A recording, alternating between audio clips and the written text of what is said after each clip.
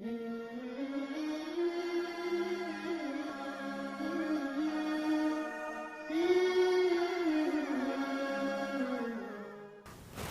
رویفع بن ثابت الانصاری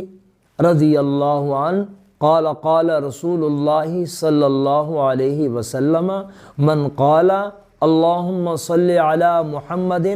وانزلہ المقعد المقرب عندک یوم القیامت وجبت لہ شفاعتی او کما قال علیہ الصلاۃ والسلام۔ حضرت رویفع فرماتے ہیں کہ جناب نبی کریم صلی اللہ علیہ وسلم نے ارشاد فرمایا کہ جو شخص ایسے کہے اللہم صلی علی محمد،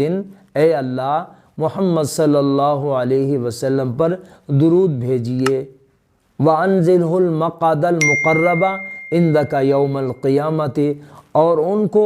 اس مقام پر پہنچائیے، اس جگہ پر، اس ٹھکانے پر پہنچائیے جو آپ کا مقرب ہو۔